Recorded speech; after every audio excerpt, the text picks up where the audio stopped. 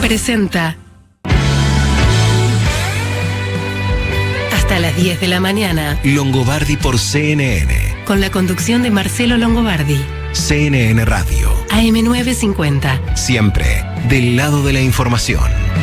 Bueno, un modo tal vez de resumir lo que Willy nos decía recién en materia económica es que tenemos, primero que nada, una caída en los bonos en pesos, Willy, los ajustados por inflación. Claro. Y como derivación de esta caída de los bonos, ¿por qué caen los bonos? Porque la gente se va. Bueno, la gente vende. Los vende. Todos venden y nadie compra, entonces cae el precio. Esos pesos eventualmente van a cosas o van al dólar, o a sustitutos del dólar, ¿no es cierto? Esto se traduce además en un aumento del riesgo país, que ya la Argentina está como inocua, eso, digamos, ya 1.000, 2.000, 3.000, es lo mismo, pero sube el riesgo país. Sí, claro. Esto nos aleja, por ejemplo, de hacer un gasoducto, por ejemplo. Claro. Esta semana se va a conocer la tasa de inflación correspondiente al mes de mayo, que va a estar entre 5 y 6%, y a esto se le agrega, y es lo peor de todo, un diagnóstico del gobierno algo equivocado, en el sentido de que el gobierno sigue creyendo que la inflación en la Argentina es un fenómeno autoconstruido, ¿no es cierto? Multicausal, Marcelo. Multicausal y autoconstruido. A esto se le agrega que el Banco Central tiene muchísimas dificultades para juntar reservas, y que una respuesta que el gobierno ofrece a este espectáculo es la convocatoria o el impulso que le da tanto a la CGT como a algunas agrupaciones piqueteras para que produzcan próximamente una marcha contra los formadores de precios. Así es, exactamente. El paro es contra las empresas, no contra el gobierno. Contra las empresas, de la CGT y no contra el gobierno. Bueno, le agregamos a esto que la inflación en Estados Unidos, que se conoció el viernes, gracias a Marcos Álvarez, que me mandó la información y bien apareció, llegó al 1% en el mes, dando 8,4 en el año, la inflación más alta en Estados Unidos en los últimos 40 años, o 41 años. Sí. Marcelo, bueno, mañana hay reunión, mañana y pasado hay reunión de la Reserva Federal, y para que te des una idea, los bonos de Estados Unidos, los bonos del Tesoro, en el año llevan una caída de 13%. Sí, claro. Por eso sube la tasa, cae el precio, sube la tasa. Bueno, tema coronavirus, vamos a ir cambiando de tema, ¿no? Hasta que lleguemos a lo más importante, que es el tema del avión. Argentina tuvo la semana pasada 37.000 contagios, 21 muertos, 20% menos que la semana anterior, y recordamos que a partir de ayer domingo no es necesario para volar a Estados Unidos el test de COVID. Sí, efectivamente rige obviamente la vacunación, pero no el test. Respecto de la discusión que hay en la Ciudad de Buenos Aires, no hay discusión en la ciudad, hay discusión contra la Ciudad de Buenos Aires por el uso del controvertido lenguaje inclusivo. En el kirchnerismo hay una compulsión al conflicto, no importa si es un tema relevante o no. Como a la Ciudad de Buenos Aires se le ocurrió eliminar el lenguaje inclusivo de las aulas de la Ciudad de Buenos Aires, hubo unas críticas muy severas, inclusive de parte del ministro de Educación de la provincia, que se llama Sileoni, claro, que había sido ministro de Cristina Kirchner en materia educativa, argumentando que esto obturaba la inclusión y demás, ¿no? El argumento de la Ciudad de Buenos Aires es bastante sólido, y sostiene que se está intentando eliminar obstáculos para el aprendizaje, siendo que hay bastantes obstáculos, ¿no es cierto?, ya para el aprendizaje, ¿no es cierto? Claro. Ahora, lo que yo no estoy viendo realmente es una manifestación masiva de padres exigiéndole a los colegios que los niños en las escuelas escriban y hablen con la X, con la E o lo que sea. Eso no está pasando, no parece ser un tema de máxima preocupación para los argentinos, ¿no? Si en la casa de cada quien los padres pretenden que sus hijos hablen con la X, todo con la X, me parece fenómeno. Hola, pa, todo con X. Ahora, me parece que cada ciudad, cada distrito, cada provincia tiene derecho a imponer las reglas que le resultan apropiadas, para eso es un país federal, y no me resulta apropiado que exista, obviamente, en este contexto, una controversia política. Ya tenemos suficiente con el gasoducto, ¿no es cierto? Claro, Bueno. es solo una controversia política, Marcelo. Sí, porque obvio, por supuesto. Vos fijate que el problema de la inclusión educativa, tenés la mitad de las escuelas sin gas, los chicos no pueden ir y ahí no dicen nada, y están Sí, preocupados por la X y por el E. Bueno, recordamos que luego del pago que hicieron el presidente Fernández y su señora esposa, más el que hizo en su momento Carolina Marafiotti, vestuarista de la primera dama, para salirse de la causa de los Olivos Gate, ahora hay 4 amigas de Fabiola Yáñez que deberán declarar ante el juez, y veremos si efectivamente pueden arreglar el asunto como lo arreglaron los antecesores, con un aporte económico, ¿no? Bueno, y sí es un tema más importante el hecho de que el fiscal que investiga el tema de la llamada causa vialidad, que es donde se investiga el direccionamiento de obras públicas durante la época kirchnerista al señor Báez en Santa Cruz, el fiscal Diego Luciani, este dato lo anticipa hoy Hernán Capilo en La Nación, podría pedir entre 5 y 16 años de prisión para la señora de Kirchner. Por supuesto, eso va a ser, eso deberá ocurrir, debe haber el comienzo de juicio en agosto, lo debe confirmar la justicia, después lo tiene que confirmar la corte, ¿no? Pero esto podría explicar eventualmente y en parte lo que todo el mundo ya habla, que es la candidatura de la señora de Kirchner como candidata senadora por la provincia de Buenos Aires para el próximo periodo presidencial. Sí. Habló sin paso ahí.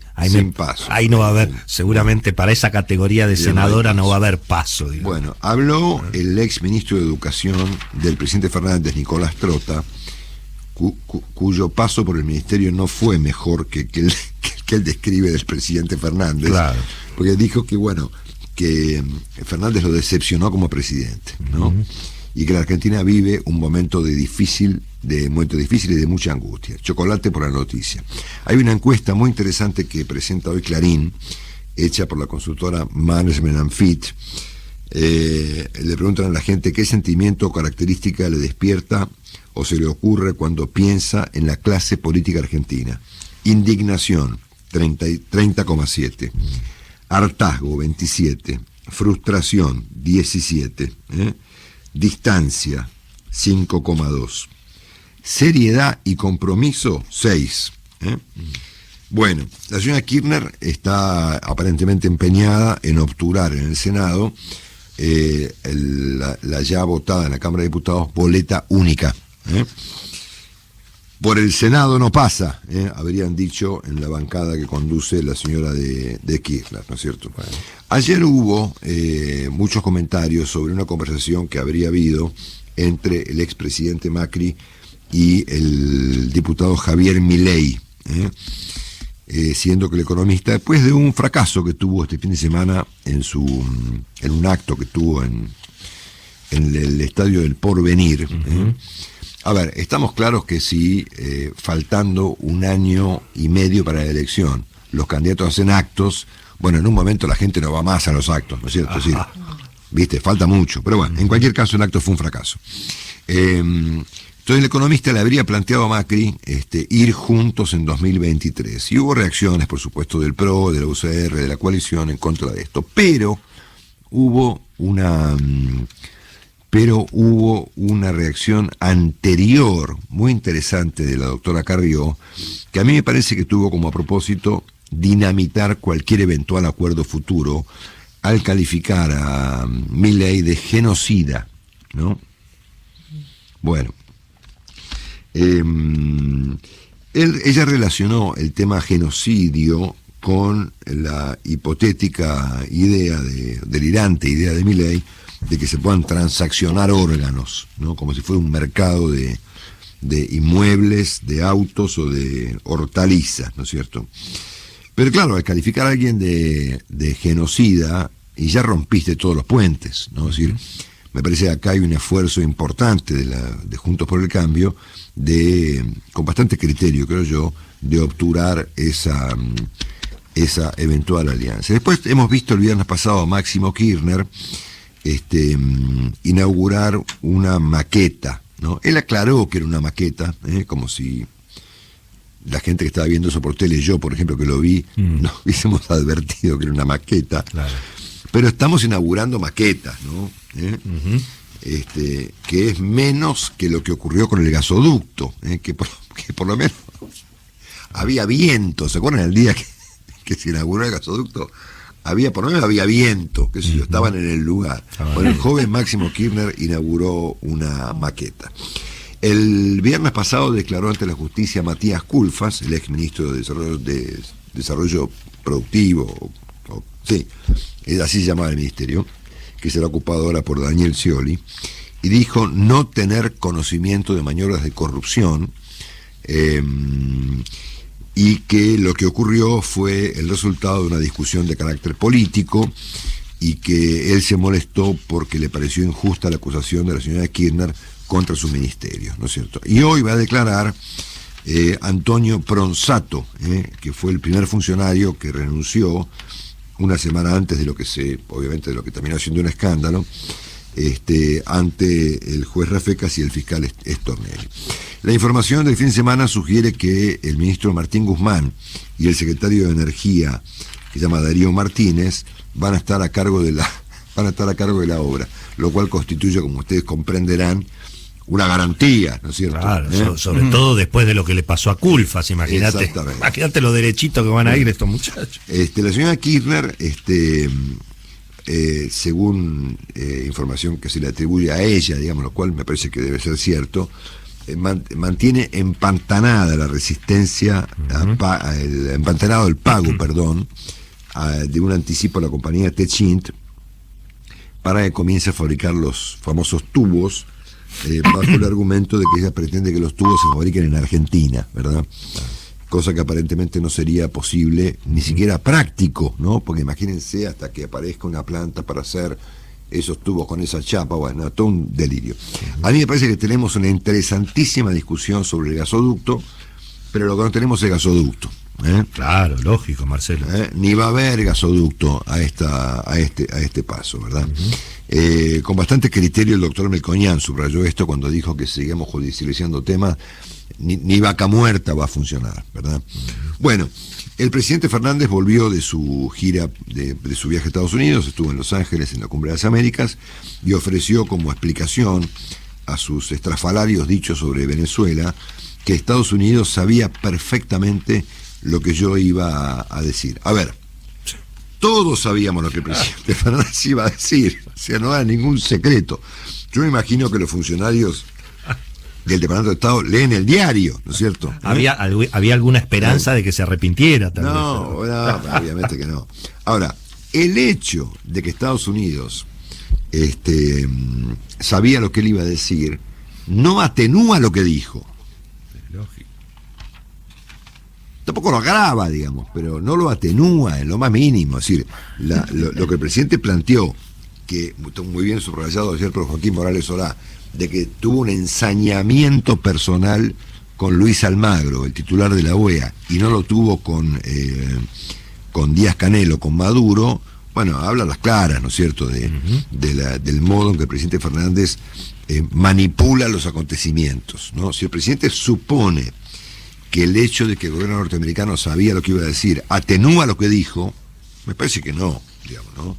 Suena lindo, pero no cambia. La cumbre finalmente terminó siendo un fracaso porque se llegó apenas a un acuerdo tibio en materia migratoria, obviamente la discusión siguió girando alrededor de los países que no fueron invitados. Dicho esto, desde Irán, y subrayo en rojo, es más, se los muestro, mirá, subrayé en rojo, a ver. Desde Irán, acá lo tienen, desde Irán.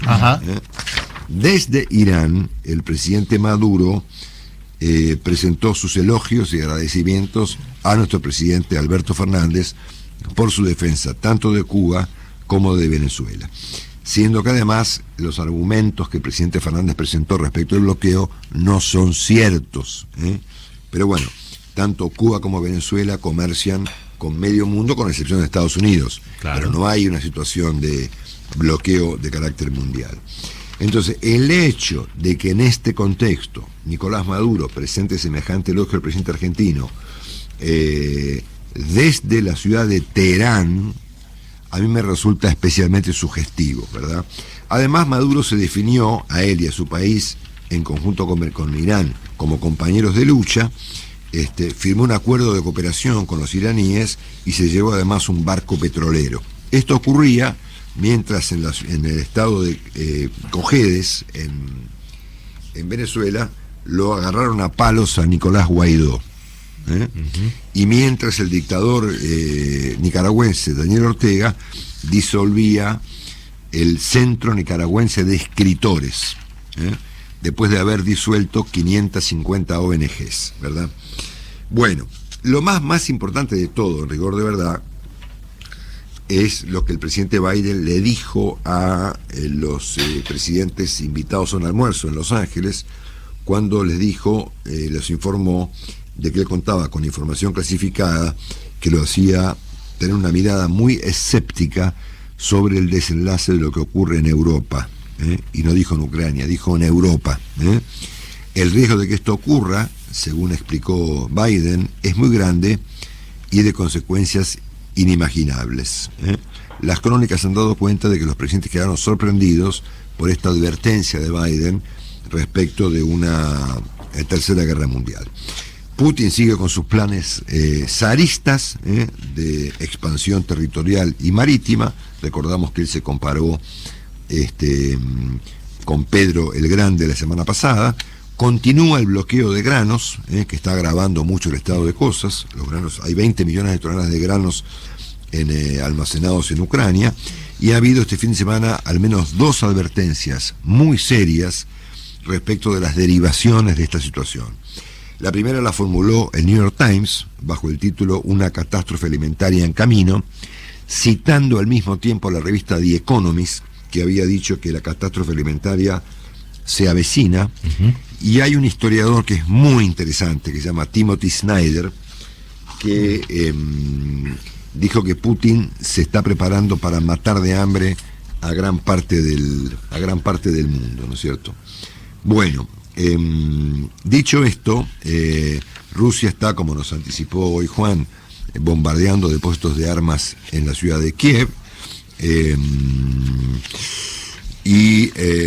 Bueno, las cosas obviamente siguen, como siempre ocurre, de mal en peor. Ahora, al mismo tiempo que ocurre esto, el dictador nicaragüense Daniel Ortega envió un trámite de urgencia a lo que, bueno, podemos llamar, digamos, el Parlamento nicaragüense, para que habilite el ingreso en Nicaragua de tropas rusas. Esto ya había sido comentado por nosotros el viernes pasado, cuando dijimos que la televisión rusa había anticipado esta información. Lo comentamos con Juan.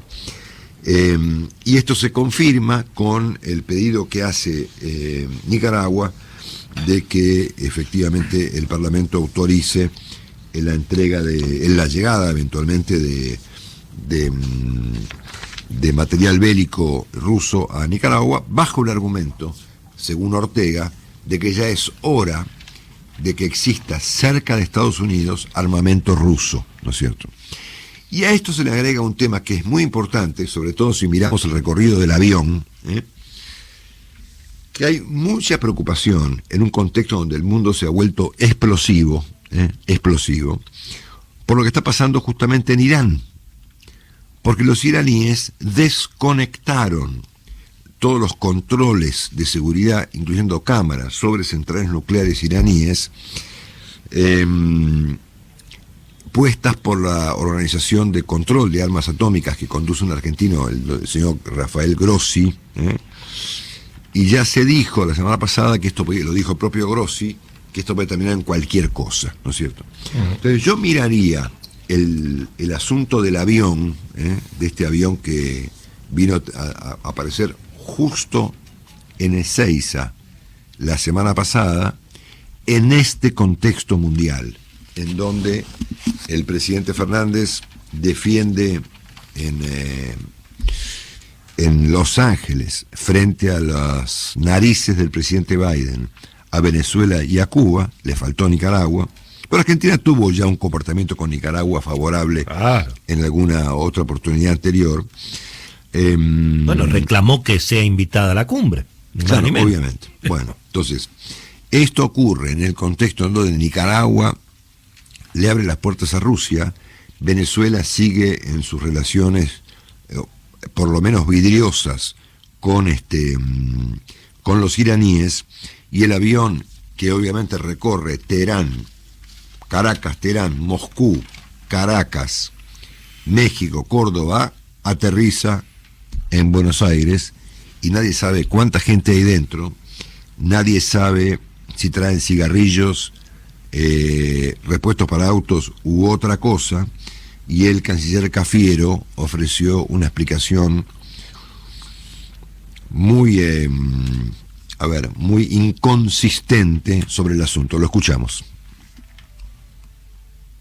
Mirá, eso está ahora siendo investigado por la justicia, así que estamos esperando, y lo que va a hacer el gobierno es cumplir la manda judicial que surja de la investigación. En principio paró en Córdoba, fue en esos días que había mucha niebla y entonces los aviones no podían bajar en Ezeiza, entonces en ese contexto bajó en la ciudad de Córdoba y después derivó en Ezeiza. Y ahí ya las fuerzas de seguridad lo retuvieron y eso pasó a investigación en sede judicial y ahora estamos esperando que se determine la situación. Bueno, volviendo al asunto de lo que nos planteamos al principio, si estamos en presencia de un papelón, como ayer dijo Joaquín Morales Solá, de una situación ridícula, de una situación de mala praxis, de chapucería internacional, o estamos bajo la niebla, señores, justo bajo una espesa capa de niebla. Ya venimos.